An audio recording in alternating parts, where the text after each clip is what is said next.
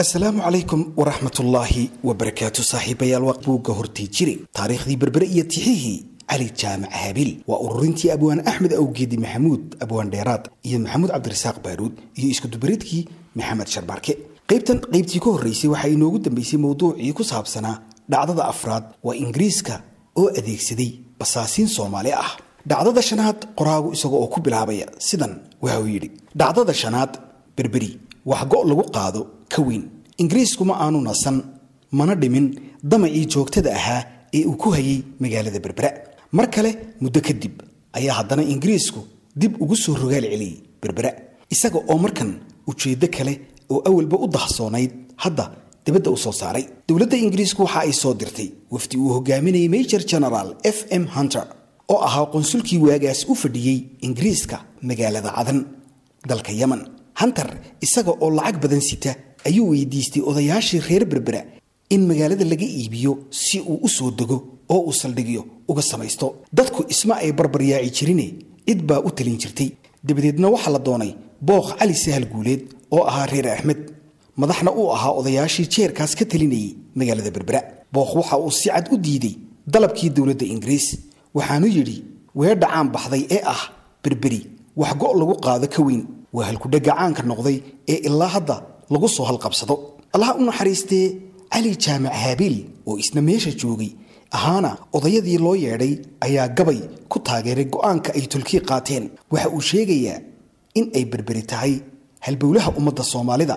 إيادو أو أني جيرين إد بحين كرتا ششايا لغوري جيانا أي تاي باب عطي مليه إساقا أو أرنتا كهادليا الله أو نحريستي علي جامع هابيل وحاو يري هانترو رقوة دوالن باد وحيستراحديني أديقيا ننكي كو ورمي waxay isma dhaantaane walaayada isaaq waa Berbera waadi la cabaayay wadnahaygan iyabay ku taal way qabowday wax la siiyo iyo ii Berberi way ka weyntahay warbaho isdhaafiyo dagaal waga camooyaane inaan Frenchi weel saaxil darin ayaa wallahi hawadwadin waxyeelaa ka iman weedhan aatidhiye Ingiriis maalinta ayaa ugu dambeysay in uu Berbera iib ku doono Ali Jaamac Haabil wuxuu mar kale isla arintaas ka tiriyay gabay labaad oo uu ku halqabsaday nin nuur la oran jiray waxaanu yiri goortu garaad iyo bartire giri lahaa saaway ee gorayo cawshna haldhaa gaax ka roonaato ee gaaridii iyo sinmeen garab yartii naaxday garaad nimaan lahayn iyo haween gacanta loo haadsho ee geesigii iyo ninkii raga jeelka lagu geejo goortaana iib laguma helo gegada nuuroowe intaas ayuu qoraagu kaga soo gudbay tixahaas cali jaamac haabiil waxaanu ciwaan hoosaad kale ugu gudbay sidan maxaa keenay in reer Berberi ay Ingiriiska heshiis maxmiyadeed la galaan shanta dhacdo ee aanu halkan ku soo ururinay waxaanu tusaale uga dhignay sidii ay reer Berberi uga horjeedeen gumaysiga shisheeyaha waxaanu sheegnay gulufyadii aan nasashada lahayn ee ay kaga hortageen damacyadiisii wajiyada badnaa ee saan cadaalaha meel kastaba itaalkoodu hadhigo haddaba weydiinta la hubo in ay ku dhalanayso maskaxda qof walba oo akhriya dhacdooyinkan ayaa ah hadii ay reer Berberi halgankaas adag kaga hor joogeen shisheeyihii saanta cadda maxaa keenay in ay heshiis la galaan Ingiriiska gugii 1884 warcelinta weydiintan waxaynu si barax tiran uga fahmaynaa marka aynu eegno waayihii ku xeernaa heshiiskaas oo reer Berbera ku dirqiyay in ay la heshiiyaan cid ay ka soo horjeedeen markii ay ciidamadii Cusmaaniyiintu ka baxeen dhulka Somaliland gugii 1884 waxay dhiirigelisay inuu boqorkii Itoobiya ee xiligaas boqor Menelik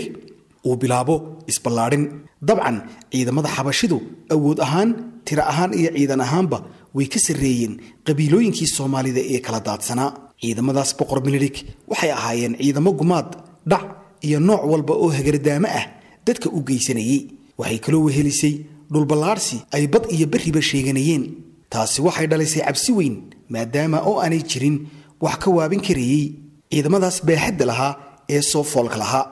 ogobay reer Yurub marka la barbar dhigo habdhaqankii ciidamada xabashida gumaysiga reer Yurub wuxuu noqonayay aana kula dege taasi waxay ahayd sababtii beelaha ku riixday in ay heshiis la galaan Ingiriiska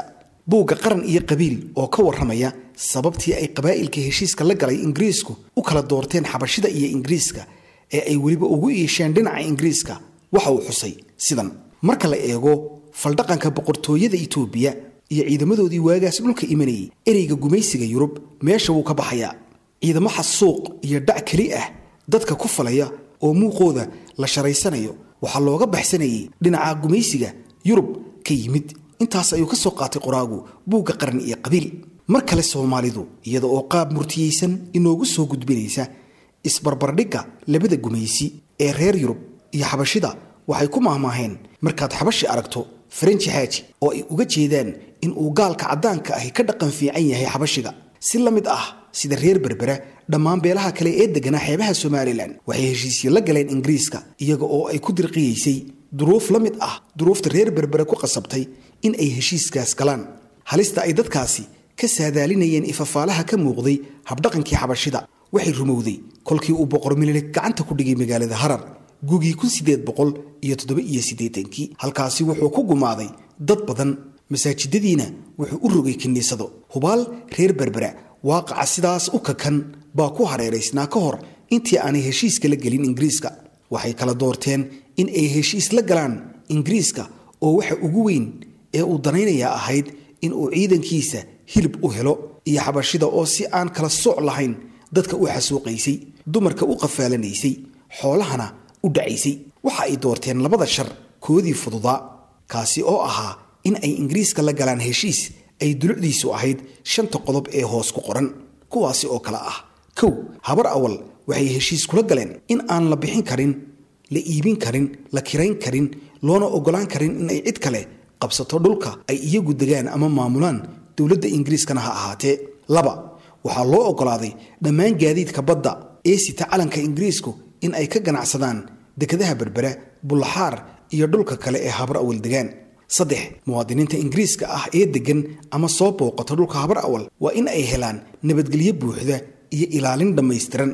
waa in ay u kala socdaali karaan idil ahaan dhulka habar awal nabadgelyadaas waxa bixinaya oday dhaqameedyada qabaa'ilka afar in si kama dambays ah ay u joogsadaan adoomaha la soo dhexmarinayo dhulka habar awal shan dawladda Ingiriisku waxay awood u yeelanaysaa in ay soo magacoodo wakiil ama wakiilo xaruntoodu tahay Berbera ama meelaha kale ee habar awal degaan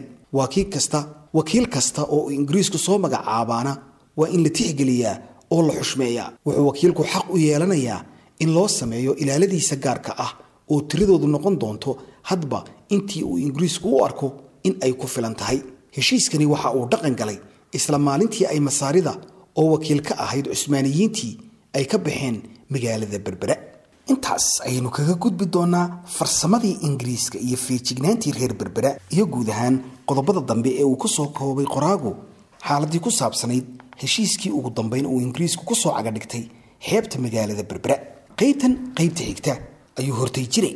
waa buugga taariikhdii Berbera iyo tixihii Cali Jaamac Haabil u gudbi doona isaga oo qoraayada soo ururiyay mowduucani ay naga qabtiri doonaan waayihii Turkiga ee waqtigaasi tan iyo qaybta ku xigta intaan isku iman doono waxaan idinkaga tagayaa amaana Allah assalaamu calaykum wa rahmatullaahi wa barakaatuh